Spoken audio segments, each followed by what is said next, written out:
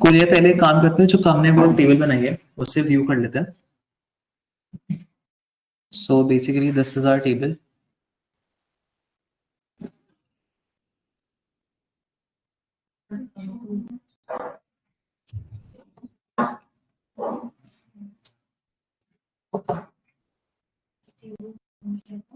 Table one उसको one.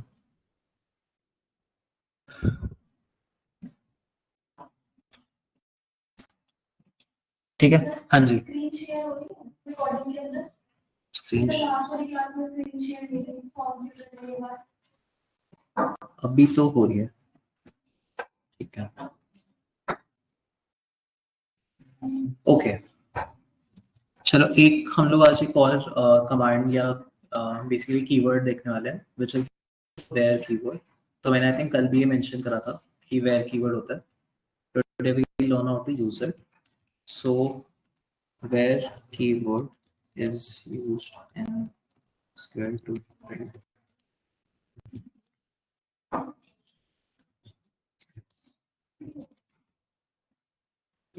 what rows in the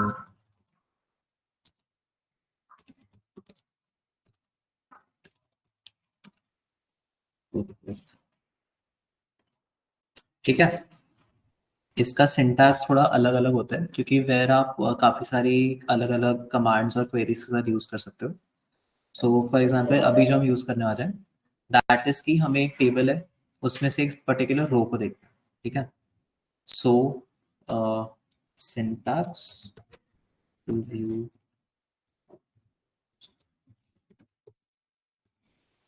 select fields from table name where condition. ठीक है. ये होता है आपका जो आपको टेबल में से डेटा देखना है पर only a particular set of रोज जो आपने कंडीशन के हिसाब से स्पेसिफाई करते हो कि कौन सी रो देखनी है. तो वेयर क्लॉज में इसको हम लोग क्लॉज भी बोल सकते हैं क्योंकि ये पूरा आपका कंडीशन हो गया. राइट. सो वेयर क्लॉज में आप एक मतलब you use operators to define कि आपको अपनी कैसी कंडीशन बनानी है. ठीक है. सो आपके बहुत टाइप के ऑपरेटर्स होते हैं. पहले आपका सही वाली ऑपरेटर्स भी थोड़ा ओवरव्यू ले लेते हैं क्या क्या है. We have arithmetic operators. Arithmetic operators basically mathematical operations के लिए होता है. So we can also call them mathematical operations, mathematical operators. इसमें आपका आ गया प्लस माइनस मल्टीप्लिकेशन डिवीजन और एक मॉड. ठीक है. फिर आते हैं आपके ये आई थिंक क्लियर ही होंगे क्या करते हैं, इनको समझाने की जरूरत नहीं है. नेक्स्ट आता है आपका रिलेशनल या कंपैरिजन ऑपरेटर्स. सो यहाँ पे आपके आते हैं greater than equal to, less than equal to not equal to, और इसका एक और तरीका होता है ये. तो ये दोनों सेम ही काम करते हैं which is not equal to. ठीक है. उसके अलावा इनको मैं ढंग से लिख भी दूंगा बिफोर शेयरिंग, अभी थोड़ा जल्दी कर रहे हैं. You have logical operators. Logical operators में आपके आते हैं एंड और एक नॉट होता है. तो जैसे यहाँ पे आप देखोगे हमने ये यूज करा है ना एक्सक्लेमेशन मार्क. सो बेसिकली कहीं कहीं जगह नॉट, ये नॉट वाला काम ही करता है. ठीक है. सो ऑल्सो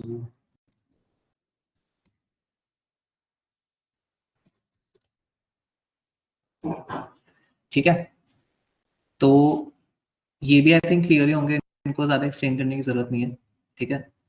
सो रिलेशनल या कंपैरिजन ऑपरेटर्स हैं, they are used to compare two values, LHS और आरएचएस पे जो वैल्यूज हैं.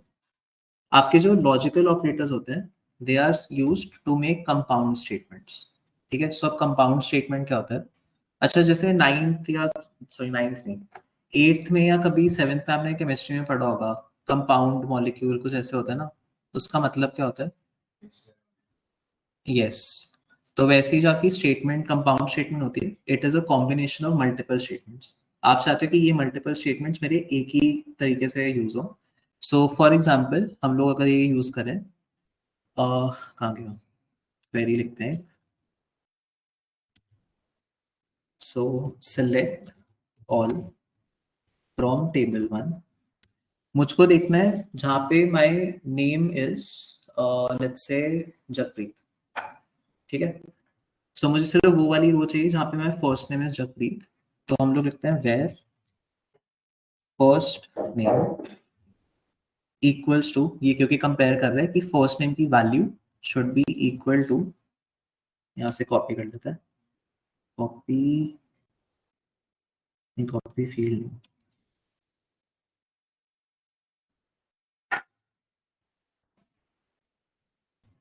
ठीक है। इसको रन करो तो अब सिर्फ जगप्रीत वाली रो आ गई, क्योंकि मेरे पूरे टेबल में सिर्फ एक ही जगह पे जगप्रीत लिखा हुआ है, ठीक है। एक बार ये क्वेरी लिखो फिर आगे बढ़ते हैं।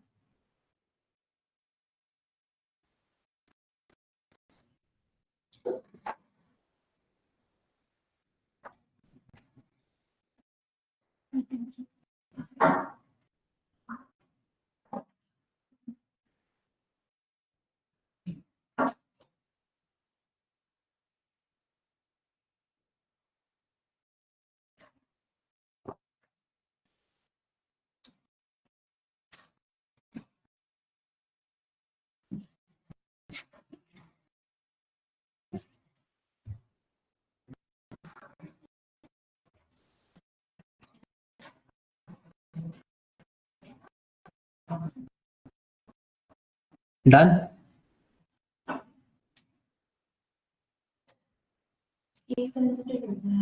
नहीं नहीं,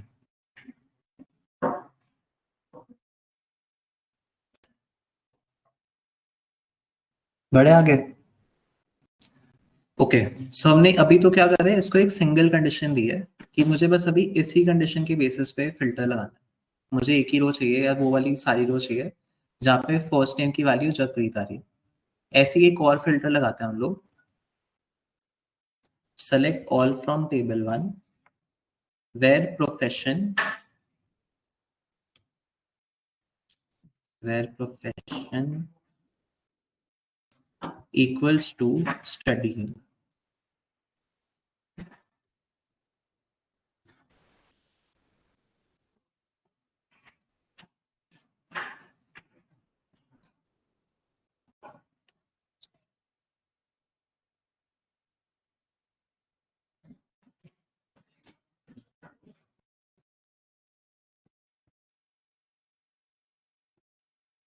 ठीक है, डन।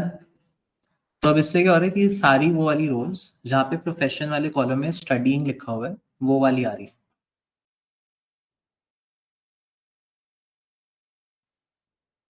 अब इसमें कंपाउंड स्टेटमेंट कैसे आती है, सो यहाँ पे जो पहले वाले एग्जांपल में first name equals to Jagpreet है, that is one statement. Similarly profession equals to studying, ये हमारी एक स्टेटमेंट है। अब मुझे ये करना है कि मुझे वो वाली सारी रोज चाहिए मेरे टेबल में से जहाँ पे first name is Jagpreet and profession equals to studying. ऐसा हो सकता है कि काफी सारे लोग का फर्स्ट नेम जगप्रीत हो, और ये भी हो सकता है कि उन काफी सारे लोग में से कुछ लोग स्टडी हो कुछ लोग वर्किंग हो। पर मुझे वो वाली सारी रोज चाहिए जहाँ पे my first name is Jagpreet and profession is study. तो इनको कंबाइन करने के लिए कि डीबीएमएस इनको एक साथ मुझे रिटर्न करके दे, मैं क्या करता हूँ कि profession is equal to study and first name equals to Jagpreet. तो जहाँ पे ये दोनों क्राइटेरिया मेरी सेटिस्फाई होती है सिर्फ वो वाली रोज।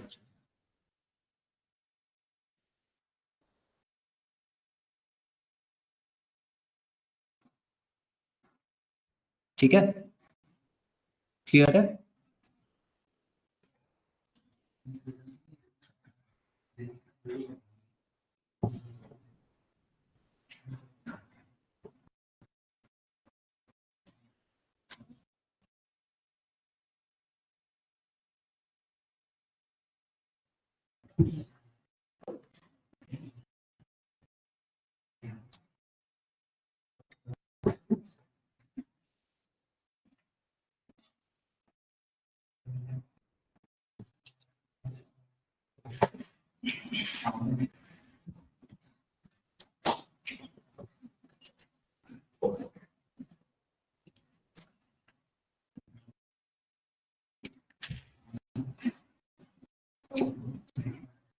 आगे बढ़े।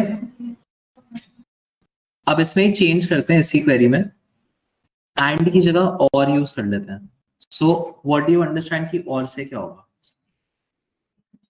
हाँ ठीक है, दोनों में से एक भी ट्रू होती है, मुझे वो वाली रो दे दे। तो मैं कहता हूँ प्रोफेशन इज स्टडीइंग और फर्स्ट नेम इज जगप्रीत।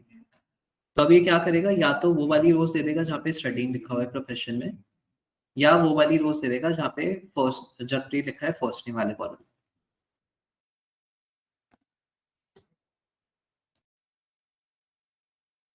ठीक है,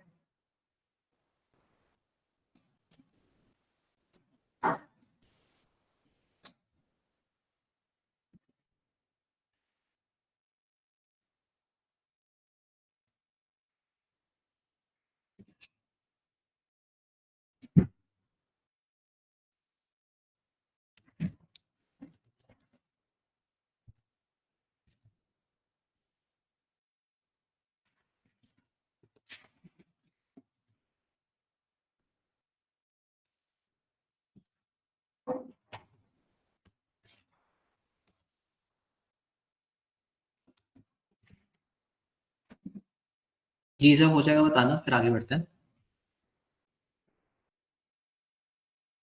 हो गया।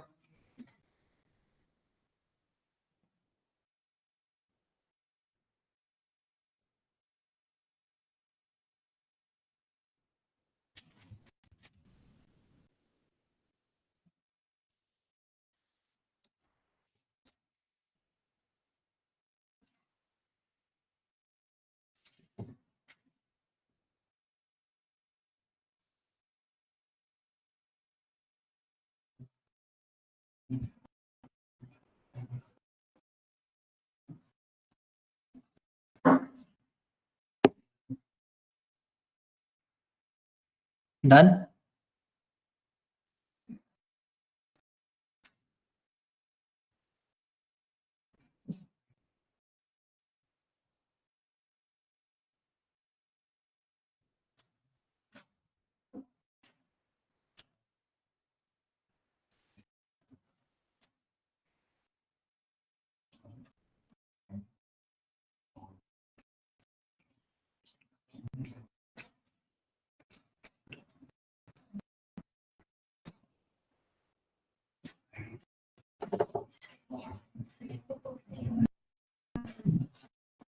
डिलीट का वैसे काम क्या होता है?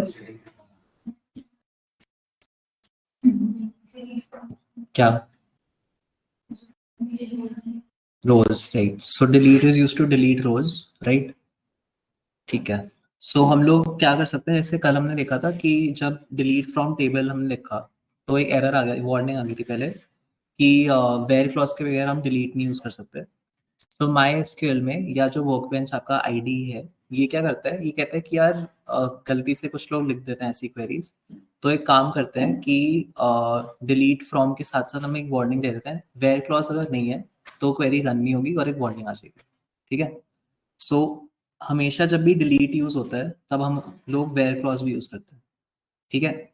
अगर मान लो आप ये कहते हो कि मुझे अगर सारी रोज डिलीट करनी है और मेरे को फिर भी वार्निंग आ रही है और मुझे उस पर नहीं जाना, जो पूरा वो प्रेफरेंसेस में कहते हैं मुझे वो नहीं करना, उन केस में हम क्या कर सकते हैं, एक आपकी कंडीशन होती है which is delete from, sorry एक कंडीशन होती है basically which is where one equals one.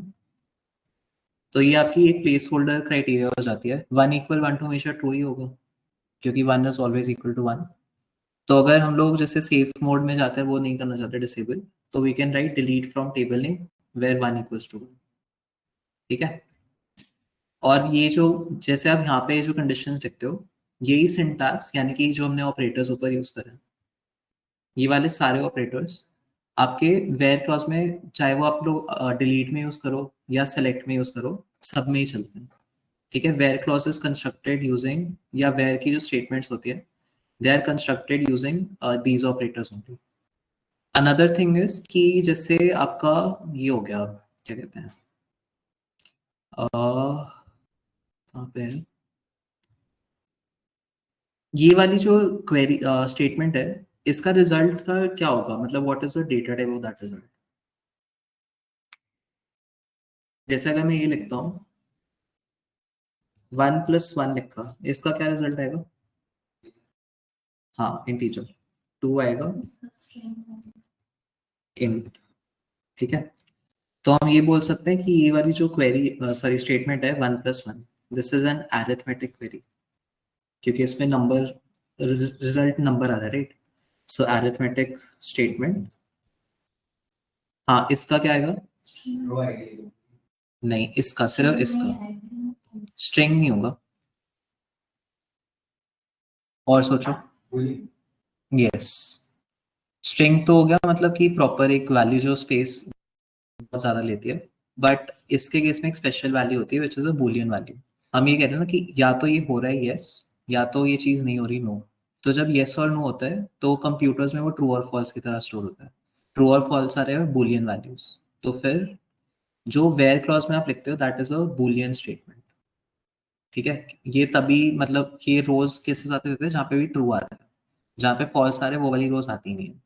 ठीक है, so you have these two type of statements.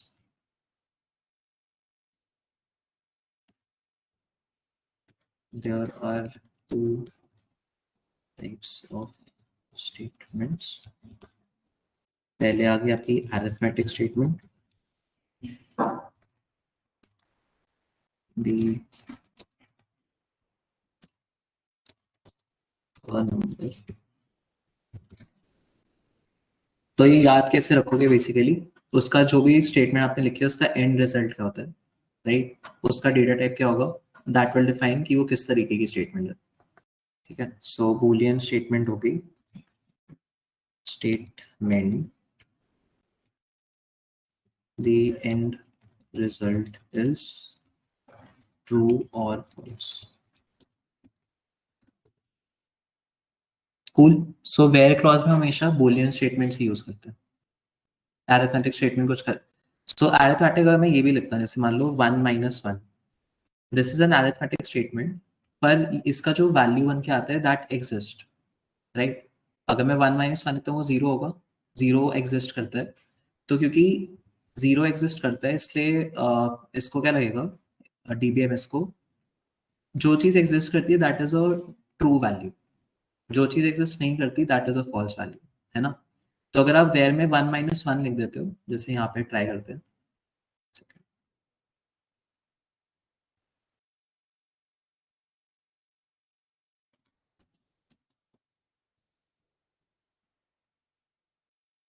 Where, अच्छा जीरो, जीरो बोलियन होता है ना, जीरो इज फॉल्स, तो यहाँ पे 2 लिख देते हैं। ठीक है, सो मतलब 1 डीबीएमएस में जीरो डिफाइंस फॉल्स एंड क्या कहते हैं 1 डिफाइंस ट्रू। एक और चीज ट्राई करते हैं, 3 लिखते हैं यहाँ पे। तो अगेन 3 एक ऐसी वैल्यू जो एग्जिस्ट करती है, मैं सॉरी 3-1 2, 2 एक ऐसी वैल्यू जो एग्जिस्ट करती है, तो सिंस वो एग्जिस्ट करती है इसलिए that is a true statement. ठीक है, हाँ 1-3 भी चल जाएगा, आई थिंक चल ही जाना चाहिए 1-3, तब नहीं चलेगा, नल चीज एग्जिस्ट नहीं करती। ठीक है, सो अरिथमेटिक स्टेटमेंट्स का जो एंड रिजल्ट है, क्योंकि वो एग्जिस्ट करता है इसलिए they always evaluate to true, except for zero. अगर हम जीरो लिखेंगे तो डीबीएमएस को हम कह रहे हैं फॉल्स, क्योंकि अगेन डीबीएमएस में ट्रू और false are stored as 1 and 0। ठीक है, सो ये हमने करा discuss about types of statements.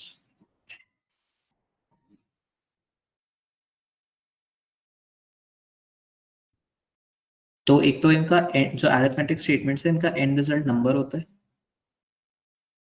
दूसरी चीज they comprise arithmetic operators. Boolean statements के केस में आपके so they and in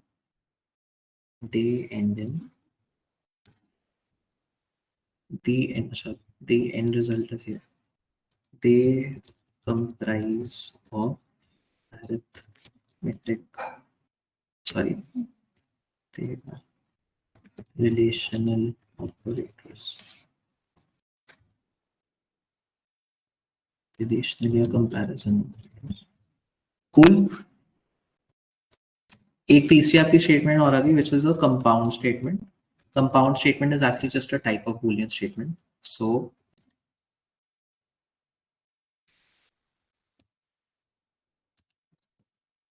compound statement, it is a type of Boolean statement.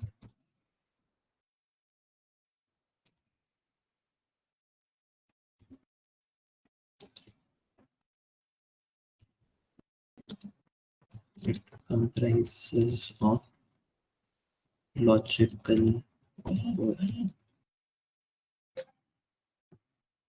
ठीक है, क्लियर है यहाँ तक?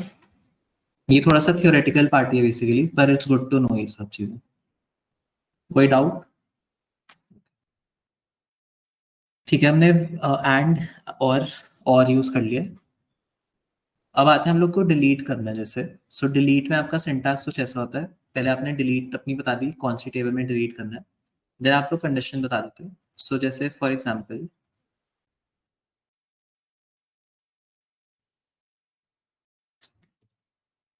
मुझको डिलीट करना है वो वाली रो जहाँ पे फर्स्ट नेम इज कन्वर्ट. तो हम लोग सिंपली क्या करेंगे, sorry, delete from table 1 where first name equals to.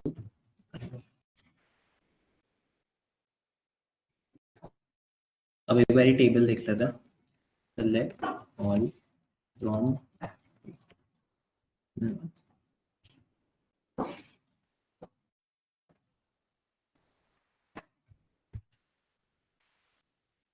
तो अब इसमें से जो एक वो रिकॉर्ड था कन्वित वाला वो रिमूव. पर ऐसा पॉसिबल है कि जो कन्वित फर्स्ट नेम में आ रहा है वो और भी किसी का हो सकता है ना. मान लो मुझे एक ही यूजर को डिलीट करना था, पर उस यूजर के जैसे और भी सारे लोग हैं जिनका फर्स्ट नेम कन्वित आ रहा है. तो क्या होगा, जितने भी सारे रोज में फर्स्ट नेम में कन्वित आ रहे हैं वो सारे डिलीट हो जाते हैं, इवन तो हमें एक को करना था. इसलिए क्या होता है, हम लोग क्या ट्राई करते हैं in a database table, we try to keep only one row for one observation. Duplicate rows नहीं रखते. हम ट्राई करते हैं कि जितना हो सके वो एक ही वैल्यू को या एक ही जो चीज एग्जिस्ट करती है उसकी डिटेल्स स्टोर करें. डुप्लीकेट नहीं होना चाहिए. दूसरी चीज ये है कि हम लोग एक ऐसा कॉलम की वैल्यू, एक कॉलम ऐसा चूज करते हैं जिसकी वैल्यू सिर्फ उस एक रो को डिफाइन करते हैं. जैसे अगेन आपका जो आईडी होता है, राइट, सो आपका ID is unique to you guys. जो आपका आईडी है वो किसी और का नहीं हो सकता. तो इसलिए आपकी जो डेटाबेस टेबल्स होती हैं उसमें भी एक कॉलम होता है जिसकी values are only kind of unique to that particular row. ठीक है, सो इसको अगेन आईडी बोलते हैं, आईडी कॉलम, या इसको आप प्राइमरी की बोल सकते हो. टेक्निकली इसका नाम प्राइमरी की होता है. सो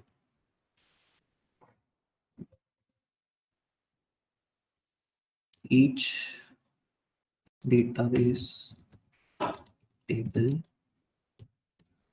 comprises of a field which is the primary key. Right.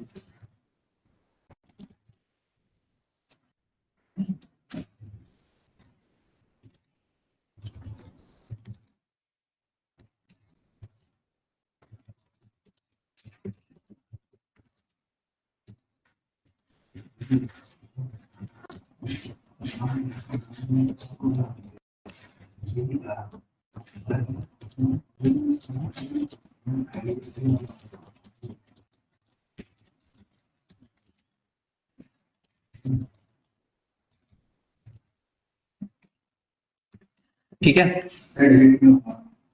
Delete नहीं हो पा रहा क्यों? मल्टीपल टाइम यूज कर लो या ऐसा तो नहीं पहले डिलीट कर दिया, एरर आ रहा है तो ओके.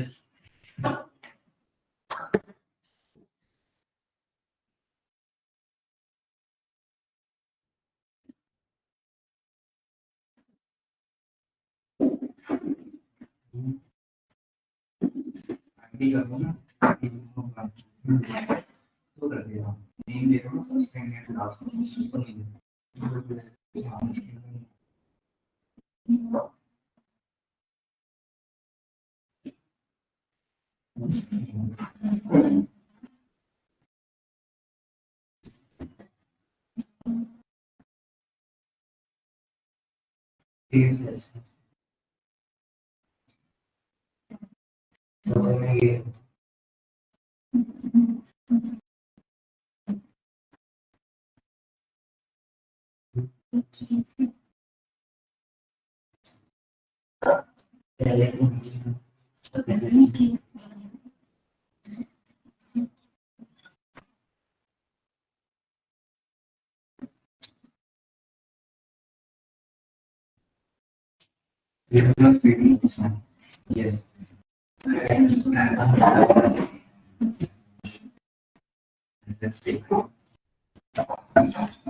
ठीक है,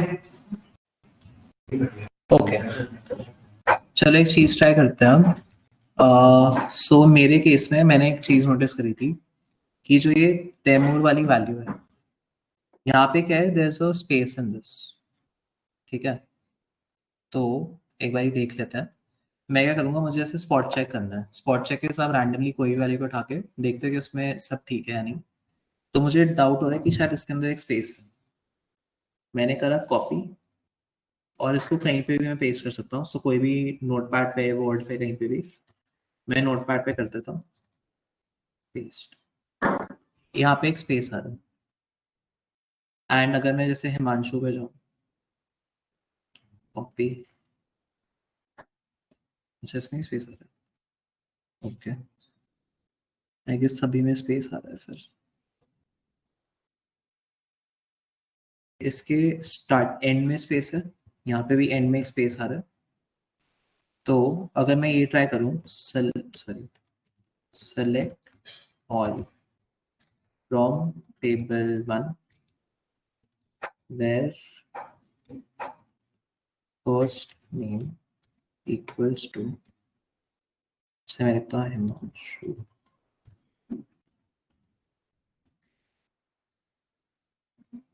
तो ये ब्लैंक रिटर्न कर रहा है, पर इसमें तो है हिमांशु, मतलब एज इन वैल्यू है, रो है। सो प्रॉब्लम क्या है कि इसमें हमें स्पेस और बताना पड़ेगा।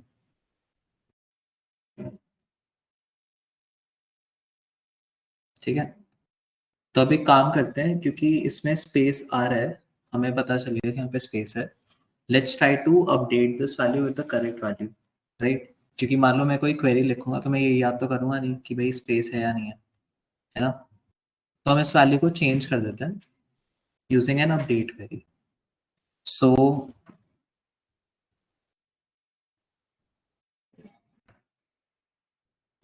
update command is used to change the value in a cell.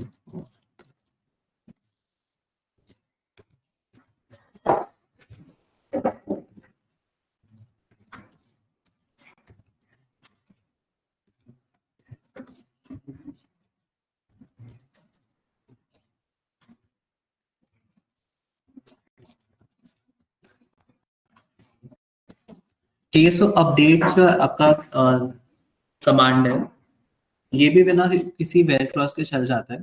पर अगर हम वेयर क्लॉज डिफाइन नहीं करेंगे, दिक्कत क्या होगी कि ये जो आपने न्यू वैल्यू डिफाइन करी है, वो सारे के सारे रोज के लिए हो जाएगा। मुझे करना है सिर्फ एक ही जगह चेंज करना है। तो हम क्या कर सकते हैं, वेयर क्लॉज में कंडीशन बता देते हैं। वेयर जो भी हमारी कंडीशन है वो, तो जनरली अपडेट और delete again they are used with a where clause. अगर आप without a where clause use करोगे तो सारी रोज डिलीट हो जाएंगी इन द डिलीट कमांड। और अपडेट अगर विदाउट वेयर क्लॉज यूज करोगे तो सारी रोज उस पर्टिकुलर फील्ड में न्यू वैल्यू में अपडेट हो जाएगी, तो सेम ही वैल्यू आ जाएगी। सो हम पहले ट्राई करते हैं to update the first name जिसमें स्पेस ना आए। सो सिंपली अपडेट, मेरी टेबल थी table one, set first name equal to Himanshu, where id equals to 3। तो आप कोई भी कंडीशन लिख सकते हो, मैंने ID3 लिख दिया क्योंकि it's the shortest to write, और पूरे टेबल में सिर्फ 3 जो ID है वो इसी रो का है। ये मैंने करा रन, अब इसको रन करके देखते हैं चलेगी नहीं। सो ये देगी अभी रिजल्ट कुछ नहीं।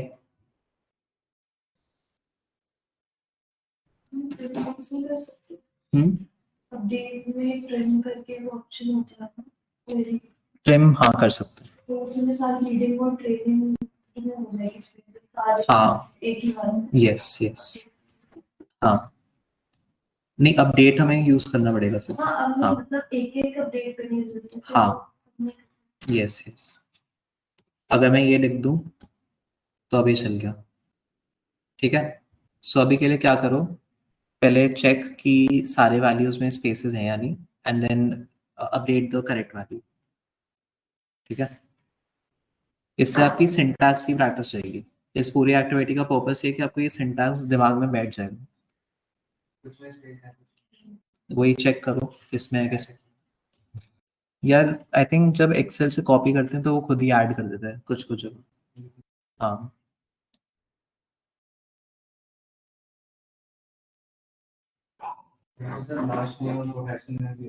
यस, तो आपको सारा कुछ ही करना है। अभी के लिए फर्स्ट नेम कर दो, लास्ट नेम और प्रोफेशन एज एन असाइनमेंट कर लेना, ठीक है। Again the only purpose is कि हम लोग को सिंटैक्स को अपने दिमाग में बैठाना है। एक बार ही आपको याद हो गया तो फिर आपको हमेशा याद रहेगा, ठीक है।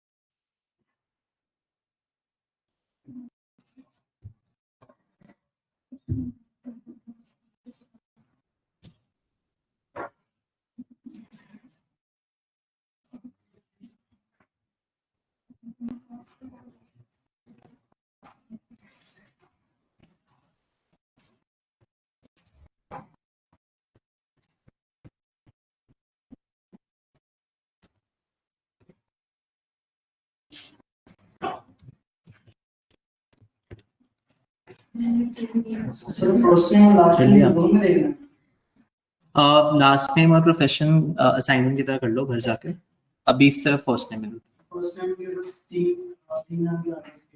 ठीक है। उनको अपडेट कर दो।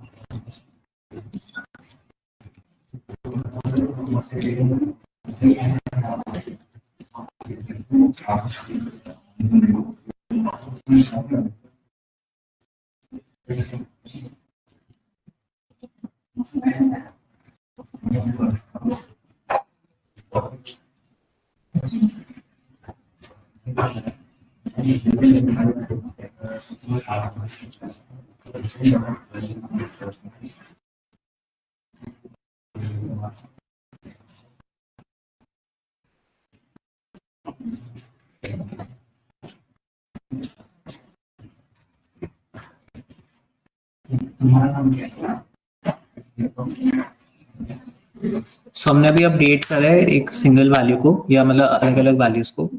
ऐसे हम लोग ट्राई करते हैं, इसमें जैसे वेट नल आ रहा है या हाइट नल आ रही है तो हमें वो भी अपडेट करना है, right.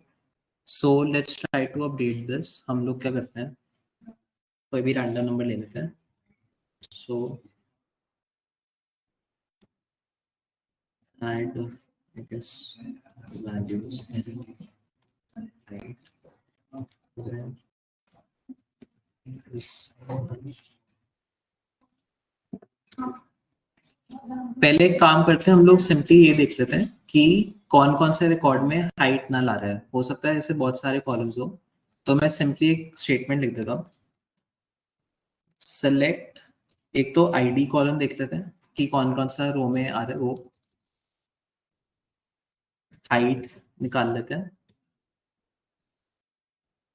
From table 1 where height equals to null. ठीक है, इसमें कुछ दिक्कत लग रही है? यही चल जाएगा। हम्म,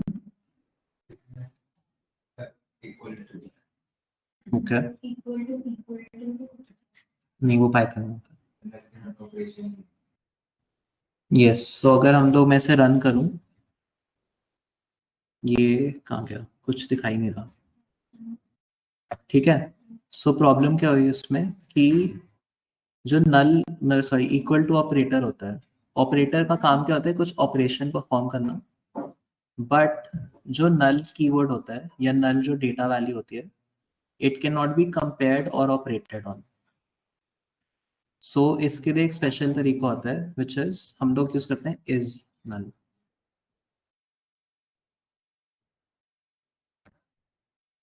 अगर मुझे इसका उल्टा करना हो कि मुझे वो वाले रोज देखने हैं जहाँ पे हाइट इज नॉट नल, तो हम वही लिख देंगे इज नॉट नल।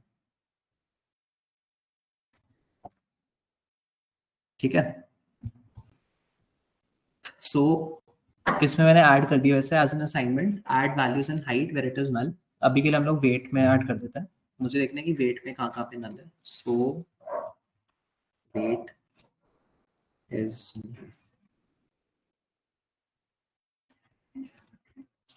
एक 6 में ही नल है ये, तो मैं क्या करता हूँ, कोई भी रैंडम वैल्यू डाल देता हूँ। Update table 1 set weight equal to, अच्छा कोई डेसिमल वैल्यू बताओ और वेट। ठीक है, 55.6 वेर id इक्वल्स टू 6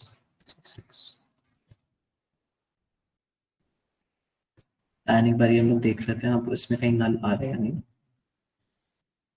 अब कहीं नल नहीं आ रहा। ठीक है, सो अपडेट कमांड का यही यूज है, यू कैन अपडेट वैल्यूज। इसमें आप सिंगल वैल्यू ही अपडेट कर सकते हो। क्यों? क्योंकि आप हमेशा कहते हो कि मुझे एक पर्टिकुलर सेल को अपडेट करना है, you can not use it to update multiple rows at once. आप इसमें एक एक कॉलम को, आप जैसे देखो यहाँ पे लिखा है वेट कॉलम का नाम equal to particular value where हमारा एक पर्टिकुलर रो आ रहा है। पर मतलब आप बेसिकली एक ही वैल्यू असाइन कर सकते हो टू मल्टीपल रोज। ऐसे नहीं कर सकते कि जहाँ पे हाइट जैसे तीनों अलग अलग आनी चाहिए, तो मैं तीनों अलग अलग हाइट स्पेसिफाई कर दूं एक ही value. If I try to do that, एक ही वैल्यू चाहिए in all the three rows. ठीक है, ओके। इसमें हम हाइट भी डाल सकते हैं। हाँ, पर हाइट सिर्फ एक एक करके ही हो पाएगी, आप ऐसे नहीं कर सकते। हाँ, एक ही आईडी का, क्योंकि आप इसमें एक सेल को मॉडिफाई करते हो। अगर आप ये करते हो कि मान लो जैसे where ID is equal to 1 2 3 जहाँ पे नल आ रहा था, और आपने कहा कि मुझे ये वाली लेट्स से 90 सेट करना है, तो क्या होगा, तीनों 1 2 3 में 90 सेट हो जाएगी हाइट। पर हमें 1 2 3 में अलग अलग वैल्यूज देंगे, सेम नहीं देंगे। ठीक है, डाउट है? करके दिखाऊंगा तो फिर वैल्यू चेंज जाएगी ना, मुझे करनी नहीं थी। ठीक है, ओके। नेक्स्ट हम लोग आते हैं ऑन अपडेट, हमने कवर कर लिया। एक मैंने वर्ड ऊपर यूज करा विच इज की। की का मतलब क्या होता है? So in DBMS key means any column जो आप यूज कर सकते हो, या any set of columns in your entire table जो आप यूज कर सकते हो to uniquely identify that field. कभी कभी क्या होता है कि sorry uniquely identify that row. कभी कभी क्या होता है हमको कभी एक कॉलम से ही काम चल जाता है कि एक कॉलम की वैल्यू हमारे पूरे रो को यूनिकली डिफाइन कर रही है। In some other cases it can be a multiple combination of fields जिनकी वैल्यूज अगर हम एक साथ लेंगे तो वो उसको यूनिकली डिफाइन कर रही है। ठीक है, सो इसके लिए एक काम करते हैं, मैं आपके साथ एक फाइल शेयर कर रहा हूँ। ट्राई टू रन, मतलब इस फाइल को रन करो पहले तो। और है कहाँ पे ये फाइल?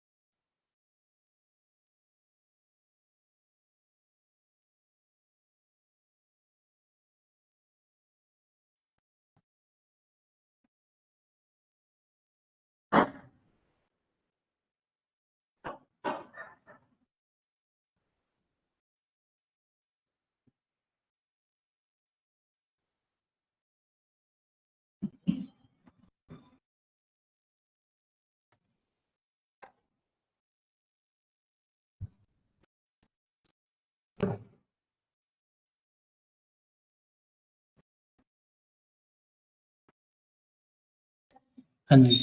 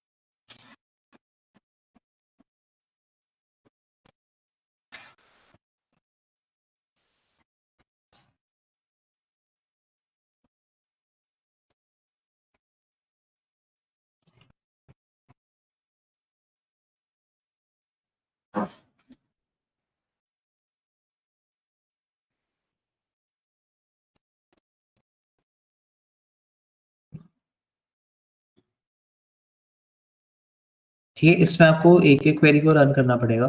अगर सारी एक साथ करोगे तो एरर आ जाएगा। वंस दिस इज रन, मैं एक और फाइल शेयर कर रहा हूँ चैट में, वो रन कर लेना। सो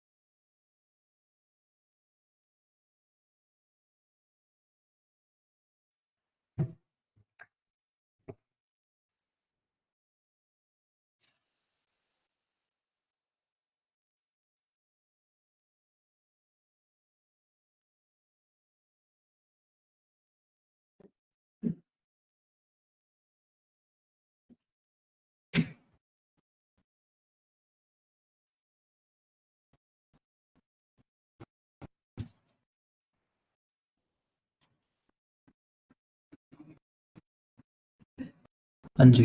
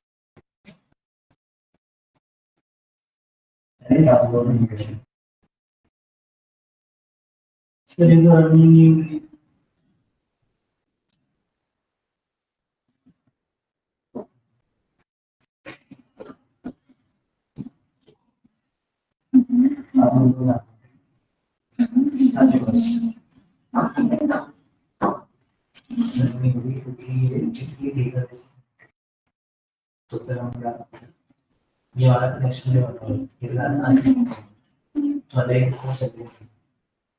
हम क्या करते हैं हमें जो भी फाइल्स की वजह इसमें वो शेयर को अब उसमें जाते हैं डाउनलोड तो वो यहाँ से अब ये इसी डेटा इसमें कनेक्शन नहीं है ये इनको सेव करते हैं इनको चूज को हार्डवेयर पोर्शन को फाइल करते हैं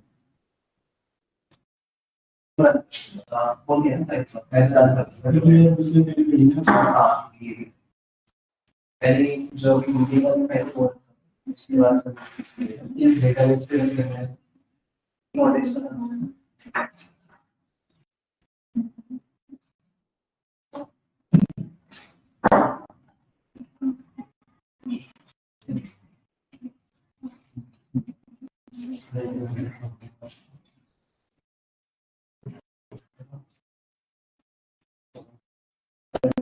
को सब चुनी फाइल है अब एक है दूसरा कनेक्शन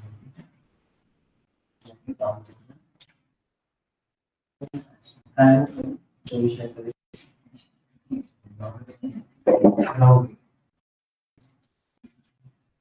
जो सेकंड वाली पैसे दे इसका वो भी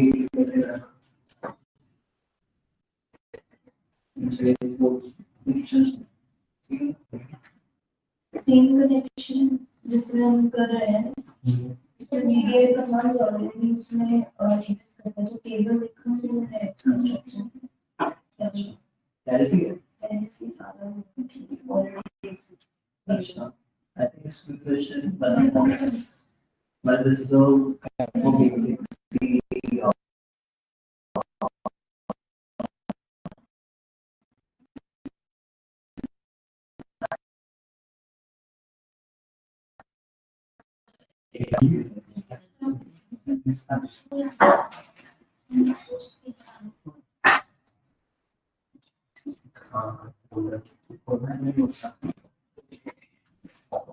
yes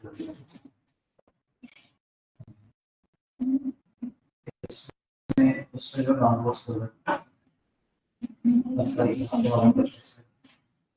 इसमें जो क्या इसमें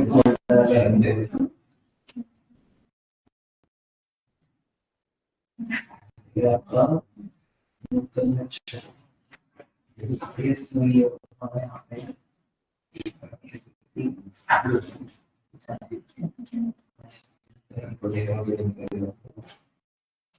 तो आप बेसिकली ये दूसरे को ताकि लोकल ट्री आपका क्राउड वाला हम बना से लोग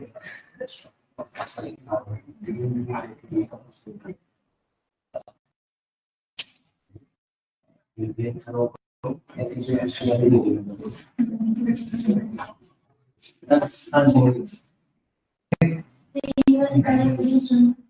हाँ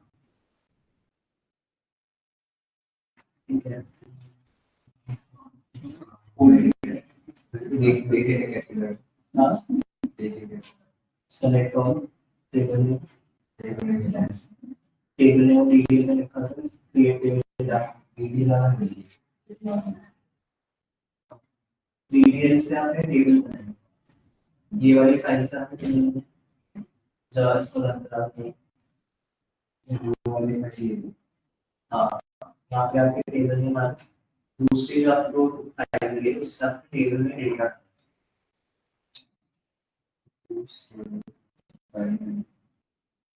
सेलेक्ट लिखो, दूसरे सेलेक्ट और फ्रॉम टेबल,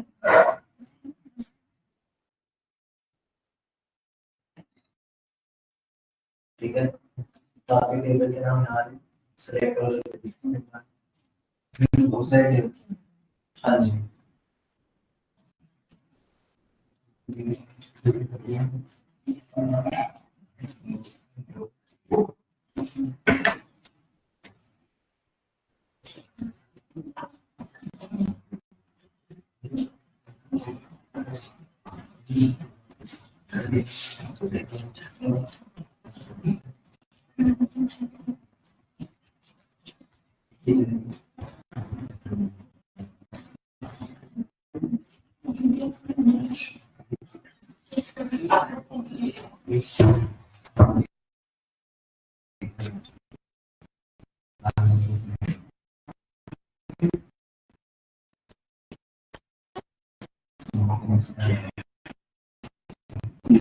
ठीक है, आगे बढ़े।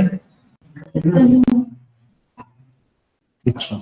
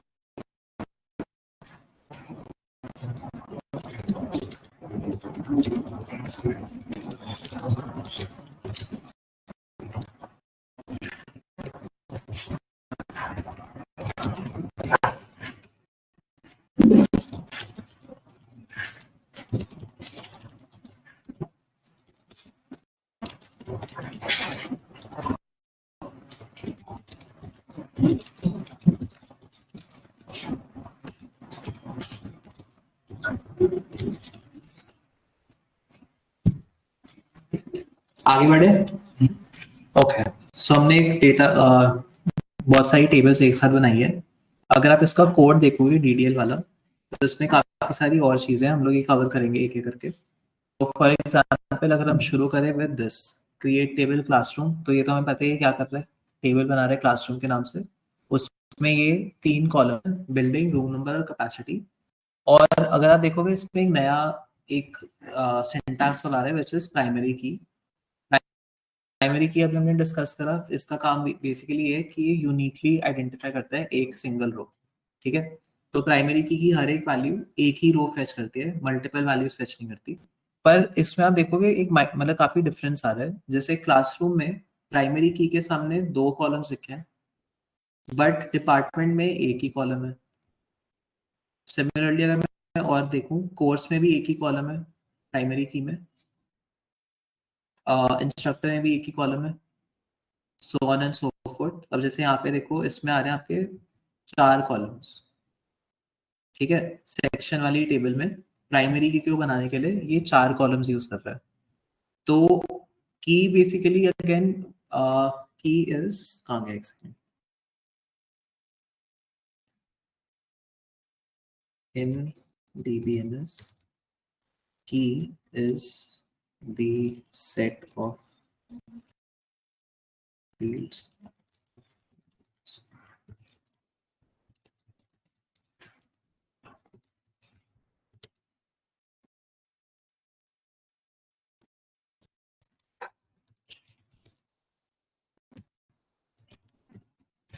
ठीक है। सो कीज कोई भी ऐसे कॉलम्स आपके पूरे टेबल में जो आपके इधर अकेले या फिर कॉम्बिनेशन में आपकी एक रो को इंडिविजुअली डिफाइन कर लें। तो अगर मैं वेयर लिखूं, वेयर में मैंने लिखा कि ये वाली वैल्यू आनी चाहिए, it will always return one single row, ऐसा नहीं हो कि मल्टीपल रो आ जाए। तो ये पूरा वो सेट है जो आपके एक रो को यूनिकली डिफाइन कर सकता है। इसमें आपका आता है पहले तो जो इम्पोर्टेंट है, दैट इज प्राइमरी की। प्राइमरी की इज वो वाली की जो हमने कन्फिगर कर दी है। तो जैसे इन केस ऑफ दिस, अगर हम यहाँ पे देखें, ये जो सारे कॉलम्स हैं, जैसे अगर यहाँ इसकी बात करें डिपार्टमेंट की, डिपार्टमेंट में डिपार्टमेंट नेम एक कॉलम है जो की तरह काम कर सकता है, की यूनिकली डिफाइन कर दे। अगर मैं डिपार्टमेंट नेम और बिल्डिंग का कॉम्बिनेशन लूँ, ये भी मेरी एक ही रो को डिफाइन करेगा। अगर मैं डिपार्टमेंट नेम और बजट को एक साथ लूँ, ये भी मेरा एक रो को डिफाइन करेगा। और अगर मैं इन तीनों को एक साथ ले लूँ, ये भी मेरी, क्योंकि तीनों रोज की अगर मैं वैल्यू दे दूंगा तो वो एक ही रो आएगी रही। अगर मैं ये कहता हूँ where department name is this, building name is this, budget is this, तो वो एक ही रो रिटर्न करके देगा। क्योंकि हमारा एक कॉन्सेप्ट था कि हमारी जो पूरी टेबल बनती है डेटाबेस में, उसमें डुप्लीकेट रोज नहीं होती, राइट। हमने बिल्कुल क्लास 1 में देखा था कि एसक्यूएल की टेबल्स में कहाँ गया, एक सेकंड, यहीं पे तो लिखा था मैंने, ध्यान नहीं आ रहा।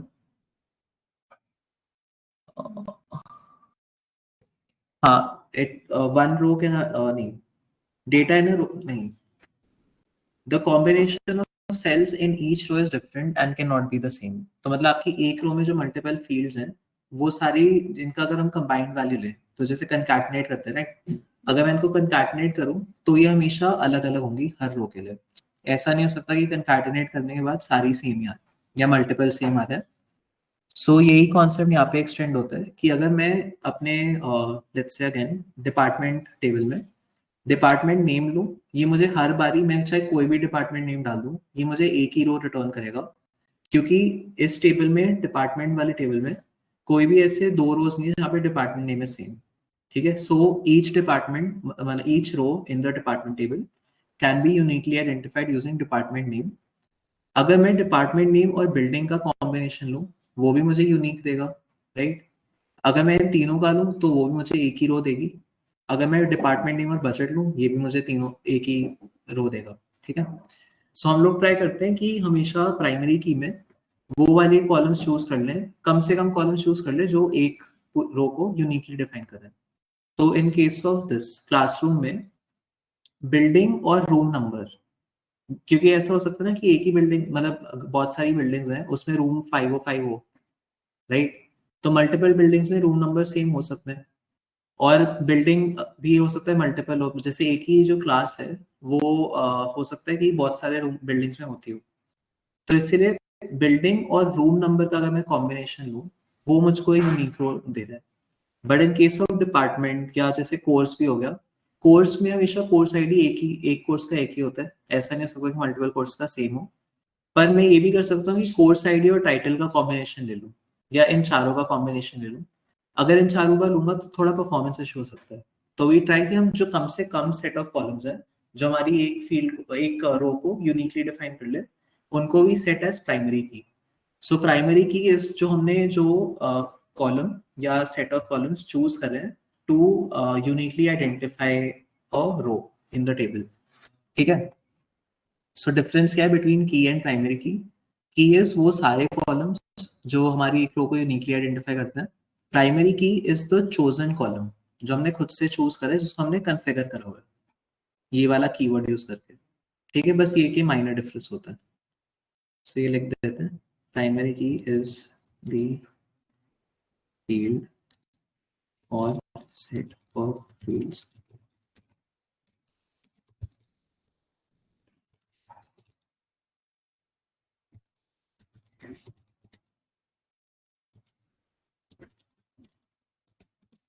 ठीक है, क्लियर है क्या डिफरेंस है दोनों में? राइट, ये सारी वो सेट ऑफ फील्ड्स है जो प्राइमरी की बन सकती हैं। ये है वो वाली जो हमने चूज करी है to serve as a primary key. ठीक है, बस एक इतना डिफरेंस है। सो हम आते हैं एक बार टेबल्स देख लेते हैं क्या क्या बनी हमारी। सो जैसे हम लोग डिपार्टमेंट और कोर्स से ही शुरू कर लेते हैं। Select all from department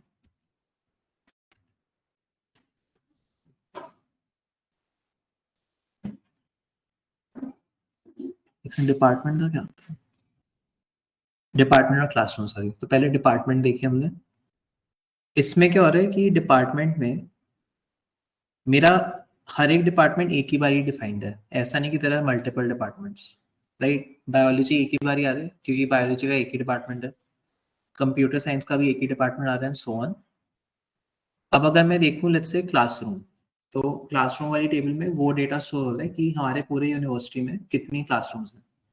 so select all from classroom.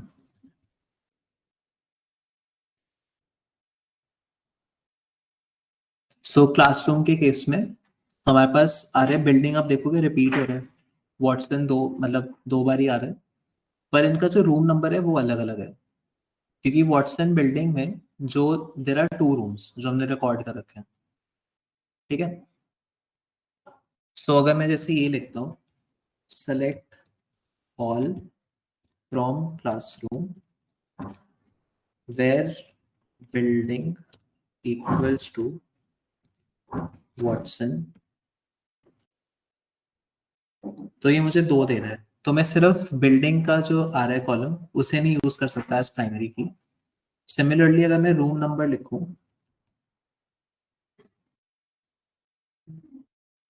Room number अभी नल, अच्छा सॉरी, रूम नंबर, एक सेकेंड मैं बैठ, रूम नंबर इक्वल्स टू, अच्छा इसमें अभी कोई रिपीट नहीं कर रहा, पर वैसे room number can be repeated, right. Multiple buildings में 101 करके रूम हो सकता है।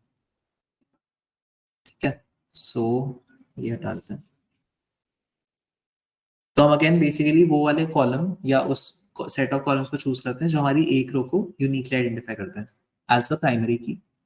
फॉरेन की का भी कॉन्सेप्ट हम लोग पढ़ेंगे कल। अभी के लिए क्या करते हैं, let's just explore these tables जो हमने इतनी सारी टेबल्स बनाई है। So we started off with, कहाँ गया, क्लासरूम टेबल हमने देख ली क्या कैसी दिखती है। We have seen the department table as well.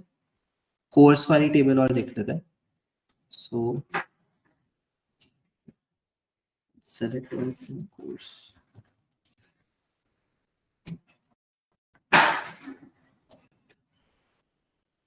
Course में आप देखोगे अगेन इसमें आपका जो कोर्स आईडी है वो यूनिक है। मल्टीपल कोर्सेज का सेम कोर्स आईडी नहीं हो सकता, तो इसलिए इसने क्या करा, मतलब जो जिसने ये डेटाबेस डिजाइन करा है उन्होंने कोर्स आईडी को ही बना दिया प्राइमरी की।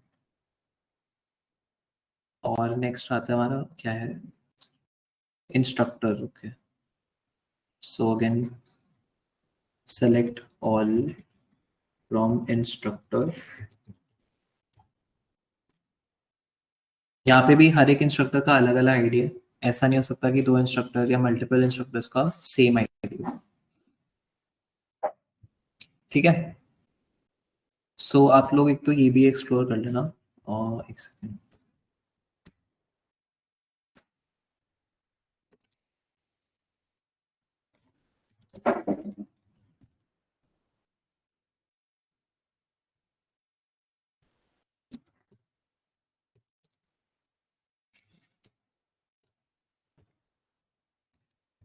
एक और असाइनमेंट दे रहा हूँ, मतलब इसी में तो ये आपका बेसिकली असाइनमेंट होगा आज का जो भी है। इसमें एक और चीज आपको बता दूं कि जो स्मॉल रिलेशंस इन सॉर्ट वाली फाइल, सॉरी डीडीएल और स्मॉल एंड सॉर्ट रिलेशन वाली फाइल है, गो थ्रू देम एक बारी और ट्राई टू नोट डाउन आपको अगर कोई क्वेश्चंस आते हैं तो। ठीक है, तो आप ये कोड आपके पास है ही, देख लो इसमें क्या है, come up with any questions you can come. ठीक है, और फिर उन क्वेश्चंस को हम लोग कल डिस्कस करेंगे। Apart from that go through DD, DDL and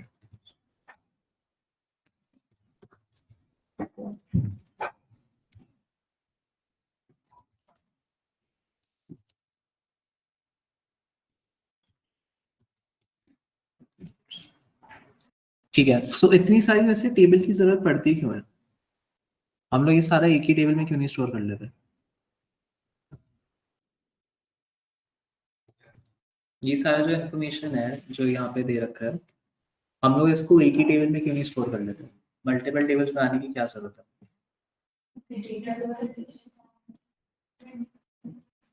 क्या चीज? ओके, तो मतलब to make it easy to understand कि कहाँ पे क्या है हमारा data store, and to remove prevent duplicacy as well. ठीक है, इसको नोट भी कर लेते हैं।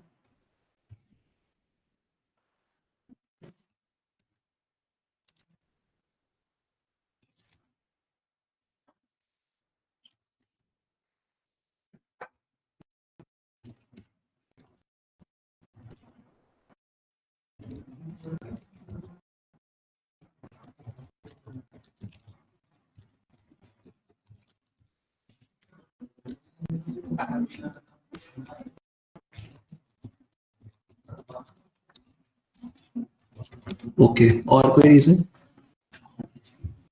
क्या स्टोरेज?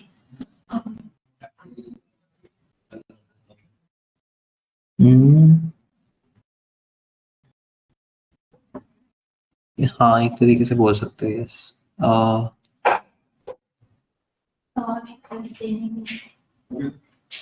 अच्छा, जा रहे हो आप? चलो, हाँ, टू सेव मेमोरी। हाँ, लिंक भेज दो। हाँ, ठीक। To save computer memory. हाँ जी, आप क्या कर रहे हो? एक्सेस देने के लिए? हाँ, okay, to provide access.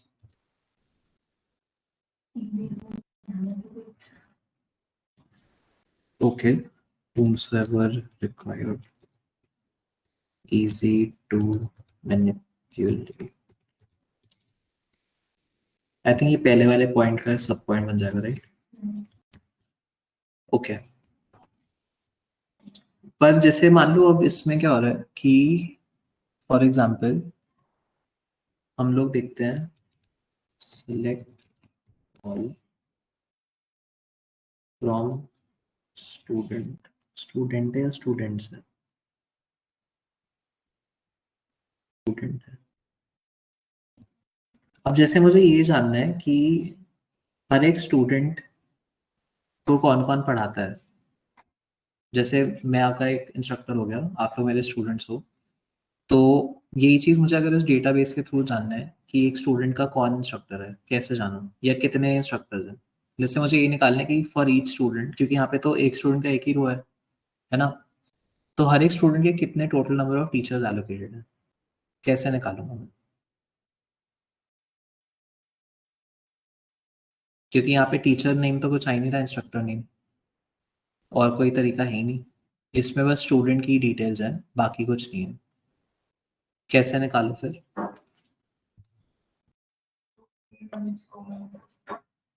Yes, तो मुझे क्या करना पड़ेगा? I have to combine the two tables in a way कि जिस स्टूडेंट का जो भी उसको पढ़ा रहा है वो उनके सामने आ जाए, एज एन एक ही रो में या मल्टीपल रोज में, जैसे भी। ठीक है, तो इसको हम बोलते हैं ज्वाइन, जो हम बहुत ही थोड़ा आगे जाकर पढ़ेंगे after we have covered database का सारा कुछ। तो आपका अब इससे कॉन्सेप्ट आता है नॉर्मलाइजेशन का। हम लोग वील स्टार्ट विद इट, कल इसको कंटिन्यू करके खत्म करेंगे, रैप अप करेंगे। सो थियोरेटिकली और इन अ सिंपल टर्म, नॉर्मलाइजेशन का क्या मतलब होता है? Normalization is basically guidelines to remove redundancy in database tables। redundancy का मतलब repetition हो गया, तो टेक्निकली इसको redundancy बोलते हैं। ठीक है, so guidelines to remove redundancy in database tables. तो हम लोग रिडंडेंसी क्यों हटाते हैं? जैसे मान लो कि मैं एक ही स्टूडेंट का मैंने एक रिकॉर्ड बना रखा है, पर इंस्ट्रक्टर टेबल में मैंने एक ही इंस्ट्रक्टर के 3 रिकॉर्ड बना रखे हैं।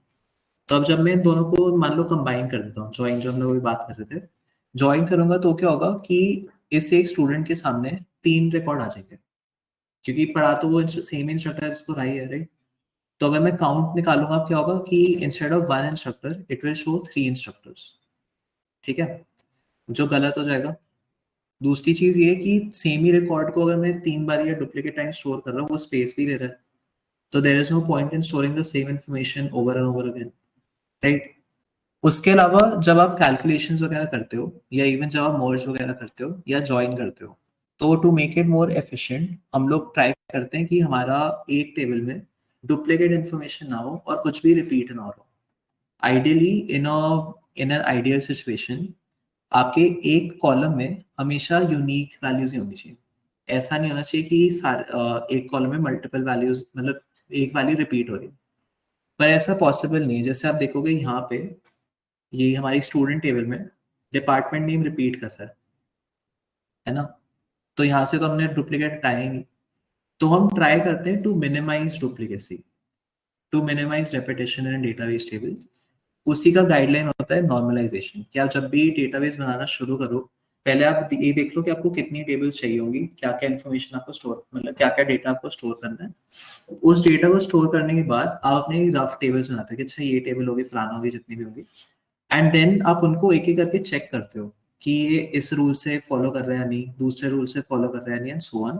तो ऐसे फिर जैसे अभी के लिए to the best of my knowledge there are 9 rules for normalization. इनको बोलते हैं नॉर्मल फॉर्म्स। हम लोग इनको कल डिस्कस करेंगे। 9 की जरूरत नहीं होती क्योंकि 9 is not even possible to follow. ऐसा कोई डेटाबेस नहीं बन सकता फिलहाल के लिए जिसमें आपके 9 के 9 नॉर्मल फॉर्म्स फॉलो हो जाए। प्रैक्टिकली एटलीस्ट इंडस्ट्री पर्सपेक्टिव से पॉसिबल नहीं है। तो जनरली इंटरव्यूज में आपसे जो पूछते हैं वो होते हैं 5 नॉर्मल फॉर्म, तो 5 NF बेसिकली बोलते हैं।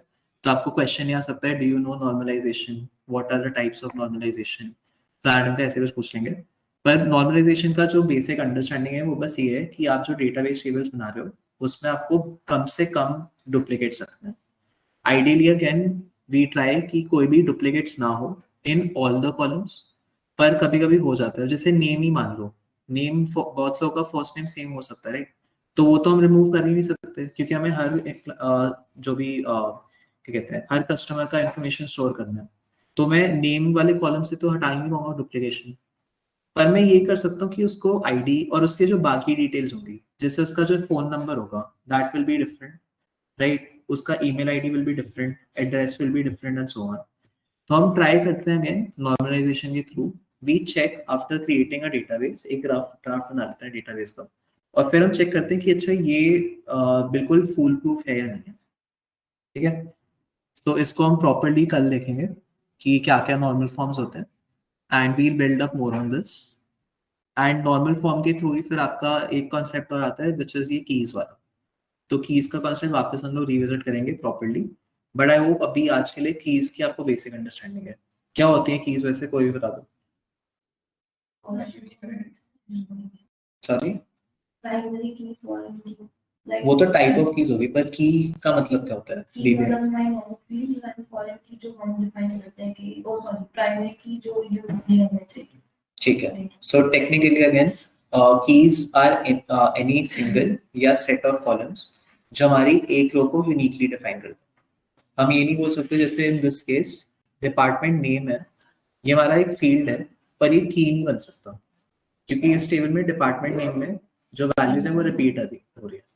पर हम ये कर सकते हैं कि आईडी और डिपार्टमेंट नेम का कॉम्बिनेशन, उसको हम कहते हैं ये की है। क्योंकि मैं जब भी ये लिखूंगा कि आईडी 98988 और बायोलॉजी लिखूंगा, हमेशा एक ही रो आएगी। ठीक है, ट्राई करके देख लेते हैं एक बार। हमने खोल रखा है अभी स्टूडेंट, तो select all from student where id equals to, चलो 1 2 3 4 5 and department name equals to,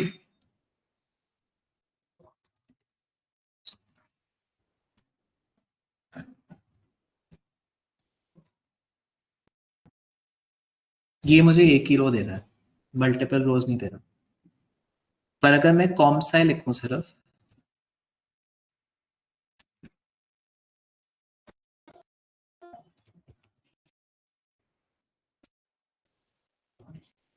ये मुझे मल्टीपल रोज दे रहा है। सिमिलरली अगर मैं ये लिख दूं कि select all from student where ID is 1 2 3 4 5,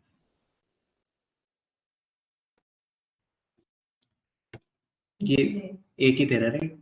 तो keys are all those fields और कॉम्बिनेशन ऑफ फील्ड्स जो हमें हर बारी एक ही रो रिटर्न करें, नॉट मल्टीपल रोज। क्योंकि अगर एक रो रिटर्न हो रही है मतलब उन कॉम्बिनेशन, वो वैल्यूज का कॉम्बिनेशन यूनिकली डिफाइन कर रहे हैं एक रो को। ठीक है, तो इसको हम प्रॉपरली और डिस्कस करेंगे। होपफुली आप लोग ये वाला भी कर कर आ जाओगे असाइनमेंट। लास्ट टाइम भी सबने कर ही लिया था आई थिंक अप्रोक्सीमेटली। ठीक है, ये वाला भी करके आओ। ट्राई टू फाइंड और चीजें फ्रॉम दिस, स्पेशली ये वाली फाइल से स्पेशली पढ़ के आना properly. Try to find more key, जैसे यहाँ पर फॉर एग्जांपल पहले एक चीज बता, जैसे ये लिखा हुआ है, इसका क्या मतलब है। तो come up with doubts like this, ये चीज ऐसे क्यों लिखी हुई है, या चलो ये पूछ लो न्यूमेरिक क्या होता है, डेसिमल के नहीं यूज करा, कुछ भी पूछ सकते हो। ठीक है, note down your doubts, we'll discuss them tomorrow. ठीक है, चलो।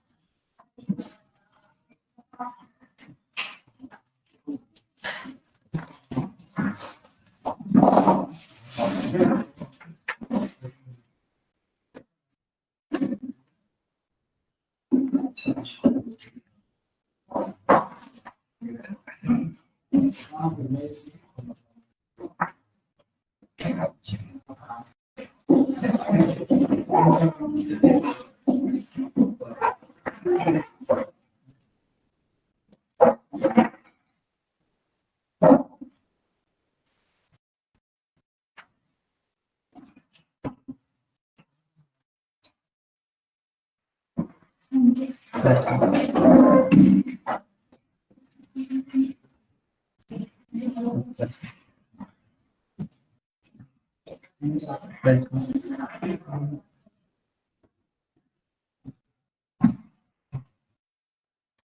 सब ट्रैक। सेशन वन पे उसमें डाउन था।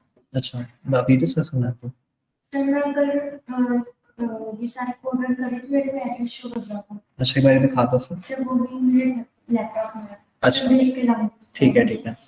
आप एक काम कर सकते हो कि स्क्रीनशॉट लेके एक डॉक्यूमेंट बना लो, उसको मुझे व्हाट्सएप पे शेयर करो। तो वर्ड पे बना लो कि मैं ये ट्राई कर रही थी, ये स्क्रीनशॉट दिखा देना एरर क्या है उसका स्क्रीनशॉट। मैं फिर आपको वैसे ही व्हाट्सएप सर पे। जैसे हम स्टार्टिंग में अपना पूरा यूज नोडिक्स पूरा टेबल वन वगैरह शो करते हैं। हाँ। सर अगर हमने दूसरी फाइल में स्टार्ट करा हम्म। तो सर हमें दोबारा से वो पूरा लिखना पड़ेगा कोड। नहीं नहीं, तो बेसिकली जब आप एक बार ये आपने बना दिया ना, तो अब जब आप जैसे मान लो नया खोलते हो, मैंने ये नया एक वो खोल दिया, ठीक है, सॉरी ये नहीं, और कैसे अभी देखो। तो मेरे में यही हो रहा था कि मैं नई शीट पे कर रही थी ना तो एरर शो कर रहा था। हाँ, तो आपको क्या करना पड़ेगा, जब भी आप नई शीट ओपन करते हैं ना, हमेशा यूज नोडेक्स बता दो। तो ये डिलीट नहीं होता, आपके में सेव्ड होता है, पर आपको डीबीएमएस को बताना होता है कि आपको किस डेटाबेस के साथ काम करना है। क्योंकि अगर सर मैं सेम लिखती हूँ तो वो बताता है कि ये ऑलरेडी एग्जिस्ट होता है। हाँ क्रिएट, हाँ क्योंकि वो पहले से एग्जिस्ट करता है और डिलीट नहीं हुआ। तो आप करोगे जब भी आप रीस्टार्ट करते हो तो यूज डेटाबेस, जो भी डेटाबेस का नाम है, एंड देन आप अपनी टेबल्स यूज कर सकते हो। ठीक है, चलो।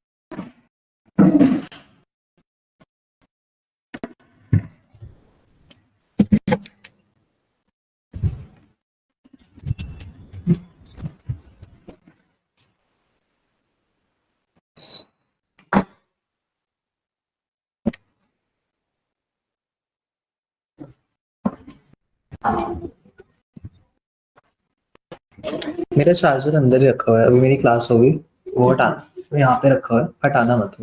कितने बजे की क्लास है? 7 बजे है शायद। हाँ मैं तो 7 बजे निकल जाऊंगा। अच्छा ओ ठीक है, अच्छा ठीक है ठीक है ठीक है ठीक है कहाँ वैसे मैम अभी? ओ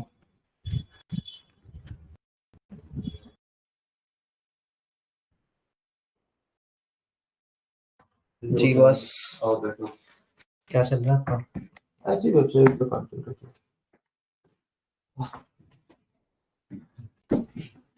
हो गया बैठ खत्म। अगला कब है? अभी है 15 मिनट में। 7 बजे 8 बजे? पता नहीं, वैसे मैम ने बताया नहीं 7 बजे कब है। नहीं 6 बजे है, सॉरी मैं 17:46 देख रहा ना, तो ओके, ओके, 7, ओके। हाँ सॉरी कंफ्यूज ही हो गया।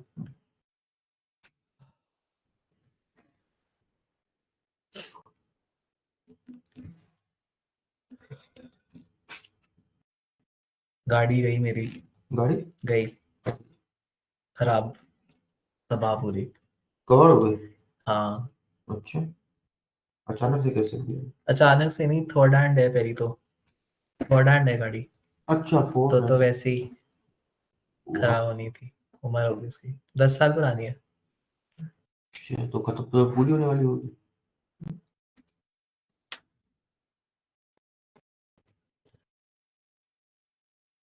क्या हो गया? नेट बोल गया, क्या हो गया इसको? आपकी कब है क्लास? यार इसी चक्कर में तो आज मैं गुस्से में बैठा हूँ।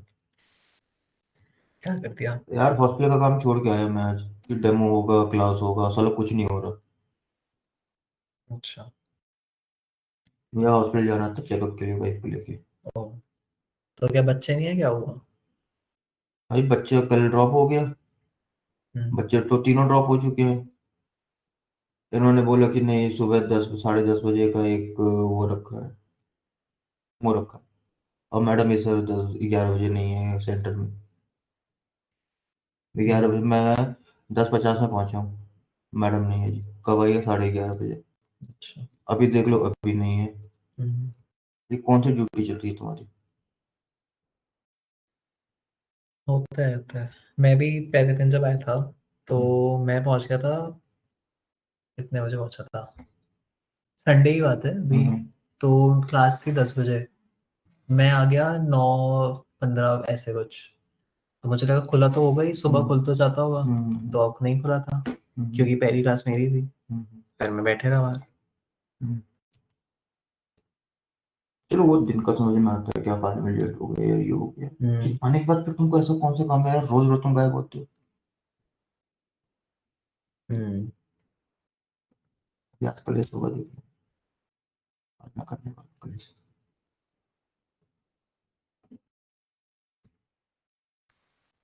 साढ़े 6 होगा, मैं अपना बैग उठा लूंगा। जो है तुम्हारा 7 बजे का टाइम, तुम जानो। सुबह का भी तुमने बुलाया था, आया कोई? अरे भाई मेरे, इसको क्या हो गया अचानक से? नेट को क्या हो गया?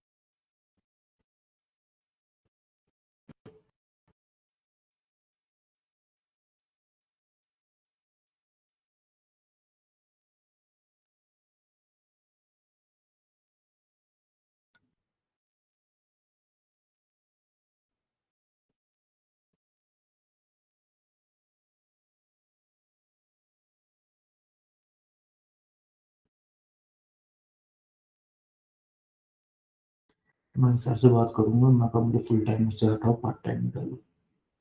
मैं अभी फुल टाइम नहीं कर रहा। अकेला ट्रेनर हूँ मैं फुल टाइम, अगर पार्ट टाइम है। आप देखो। फुल टाइम ट्रेनर है क्या वैसे, व्हाट डज इट मीन? अरे फुल टाइम मतलब कंप्लीट ड्यूटी ऑफ 8 आवर्स। अच्छा ऑन Okay. Company payroll. अच्छा ठीक है, ओके गॉट इट। मुझे नहीं चाहिए।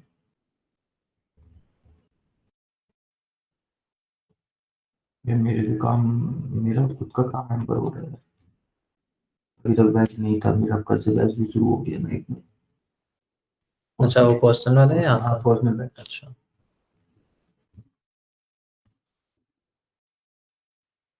अगर देखा जाए तो नॉट एग्जैक्टली पर्सनल, हम्म, लेकिन हाँ किसी और के थ्रू लोग मिल के अपना करते हैं। अच्छा तो एक आध बैच तो बना ही लेते हैं महीने में। महीने में 2-3 बैच बना ही लेते हैं। 3 बंदे हैं हम। हम्म।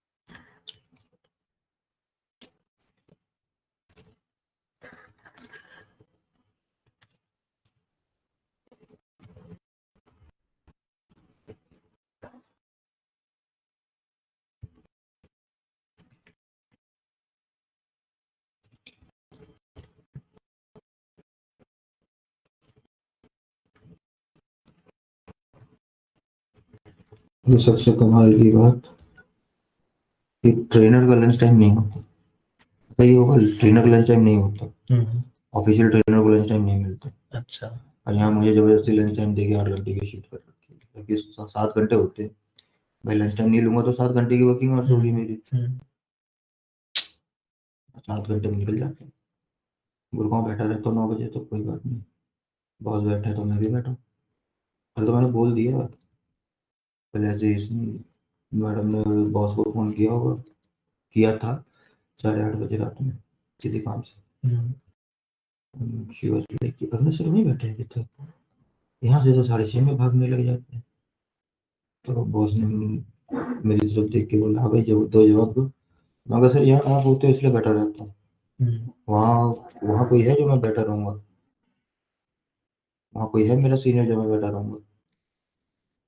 हम्म, वहाँ कोई गाइडेंस है मुझे कि हाँ ये करना है वो करना है? मैं वहाँ करूंगा क्या? 6 बज गया, जब सारे स्टाफ निकल जाते हैं मैं भी निकल जाता हूँ, हम्म, बस खत्म। आगे वही करूंगा।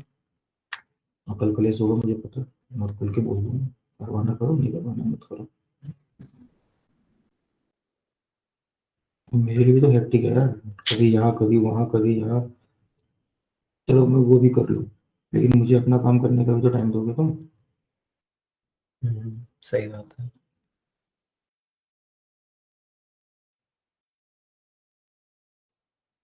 ये मेरी personal and private life zero हो रखी है। मुझे 11 बजे घर पहुंचूंगा क्या करूंगा? 4 महीने हुए हैं शादी को, तब ये हाल है मेरा।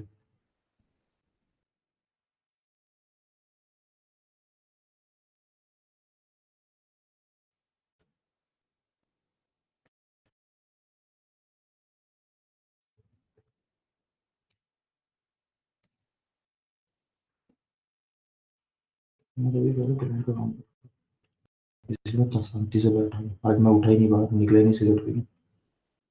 पेमेंट का काम करना जाता हूँ, पेमेंट का काम करूंगा। ऐसे आएंगे पैसे वहीं से। मुझे इस महीने में इसका काम खत्म करके पेमेंट उठानी है।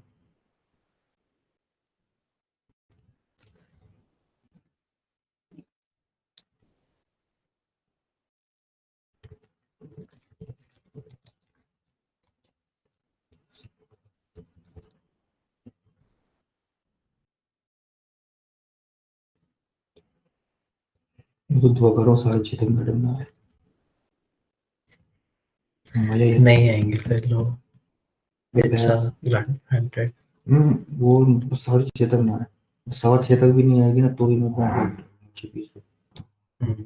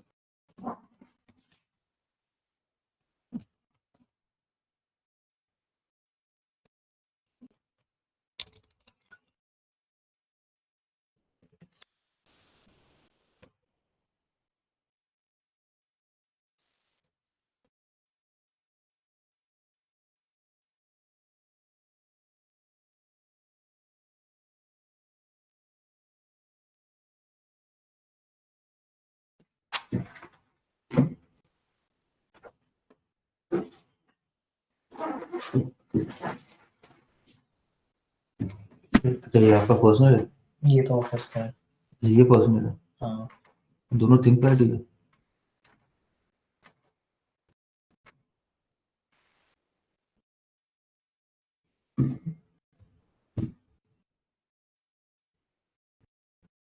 जब तो आपका क्लास है।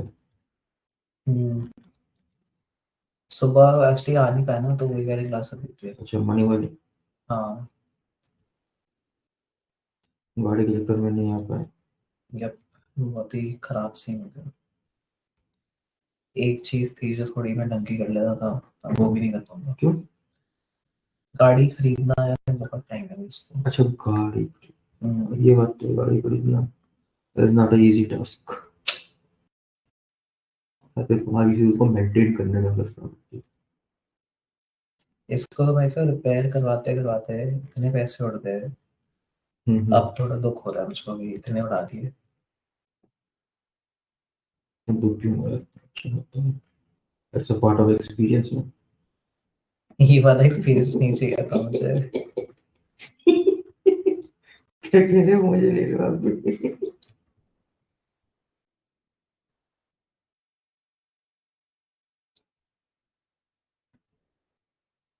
कल 3 घंटे लगे मुझे घर पहुंचने में, वाह, जो मेरा दिमाग खराब हुआ।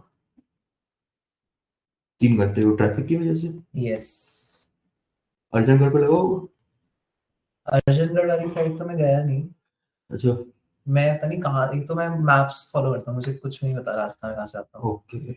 वो सबसे आई थिंक बड़ी गलती है मेरी, कि मैं मैप्स फॉलो करता हूँ, नॉट की रास्ते बताओ मुझे ढंग से। और इतना पता नहीं, और हर रोज पता है अलग अलग रास्ते होते हैं। परसों की हाँ, वो बात है, हमेशा फास्टेस्ट रूट शो करता होगा ना पता आपको। फास्टेस्ट रूट कैसे है जब मैं 3 घंटे में पहुंच रहा हूँ, बताओ। How is it fastest? It was fastest because कहीं और होते तो क्या होता, 4 घंटे में पहुंचे होते। दिमाग खराब बस। लेकिन गुड़गांव का तो ये सीन है। हम्म, दो दो बंदे आते हैं हम्म, गुड़गांव, जो वो भी आते हैं साकेत से। साकेत, साकेत से तो कितना ही टाइम लगता है? सर 2-2 घंटे, 1-1.5 घंटे लग जाते हैं उनको बाइक से पहुंचने में। साकेत तो बिल्कुल बाजू में है। हाँ ये तो रहा साकेत। नहीं, गुड़गांव के हाँ बाजू। हाँ, गुड़गांव के हाँ बगल में कह रहा हूँ, ये तो रहा साकेत। हाँ गुड़गांव के कंपेयर में देखो, हाँ दिल्ली महरौली, दिल्ली एंटर करते पहला महरौली, हाँ महरौली के बाद सीधा साकेत। हाँ। 1 घंटा टाइम लगता है। वो तो वही वाली रोड है अर्जुनगढ़ वाली, हाँ वो हाँ। एमजी रोड से सीधे जाते रहो आगे। वही वही रोड है भाई, सही पकड़ा है।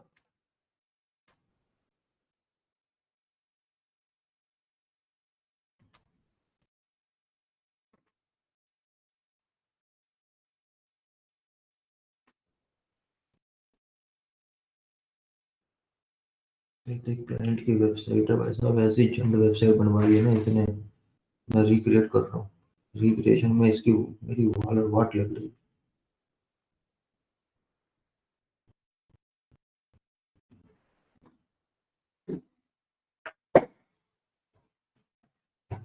इंटरनेट स्लो हो गया सर, बार बार सेफ मोड कर रहा है।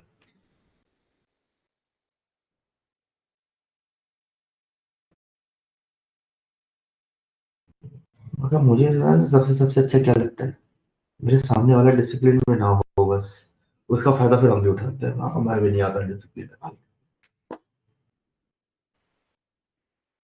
ये तो हाँ ठीक है, make sense. It make it make sense ना। अब तुम खुद जैसे, ओके तो मैं बताता हूँ मेरा सीन क्या चल रहा है। यहाँ पे। नहीं, ऑफिस में अच्छा।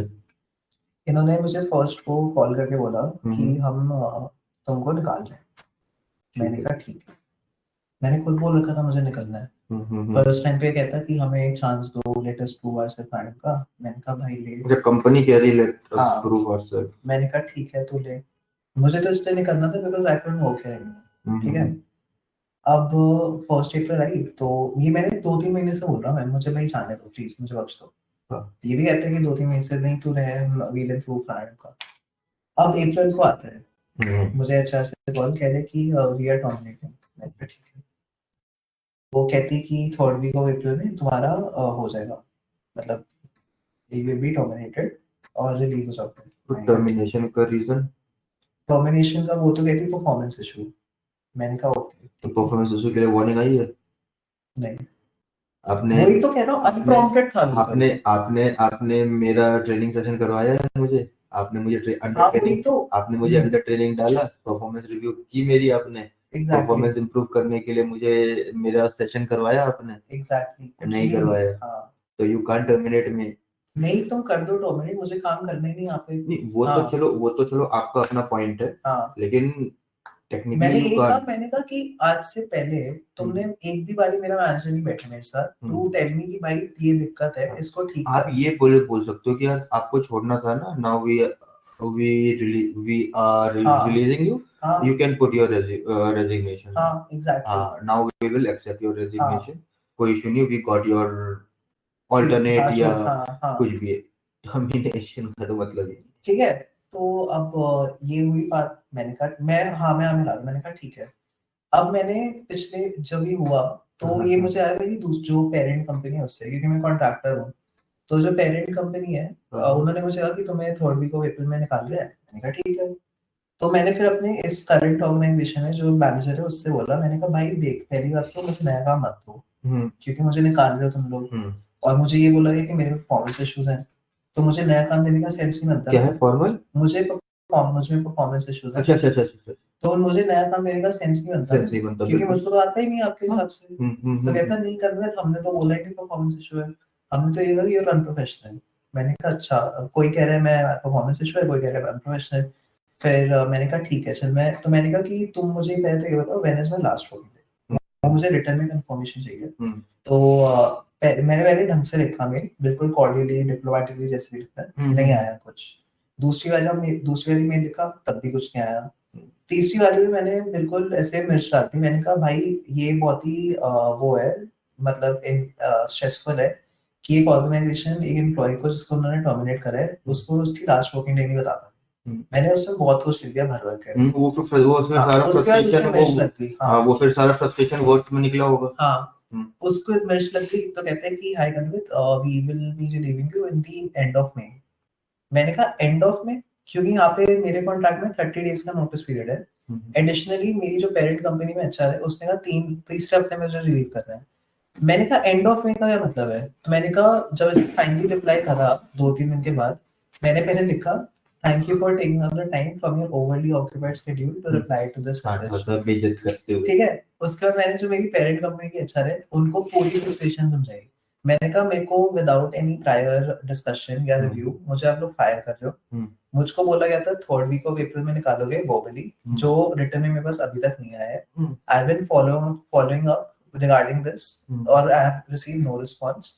फर्दरमोर मैंने आपसे हमेशा हर बारी जब भी मुझे कोई इशू हुआ है मैंने रेज करा है वो, एंड आप लोग उस पर एक्शन नहीं ले पा रहे। दूसरी चीज, आपका ये बोलना कि तू मे एंड तक रहेगा डज नॉट मेक सेंस, क्योंकि अगर परफॉर्मेंस इशू है तो फिर मैं काम तो कर ही नहीं पाऊंगा। अगर अनप्रोफेशनल हूँ तो फिर मैं टीम का मोरल डाउन कर रहा हूँ, तो why are you exposing your colleagues to me, क्योंकि मैं तो टीम मोरल डाउन कर रहा हूँ ना। ठीक है। उसके अलावा मैंने कहा कि मतलब there is no point in keeping me till the end, क्योंकि मैंने फ्यूचर जो मेरे एम्प्लॉयज हैं उनको कम्युनिकेट करना है।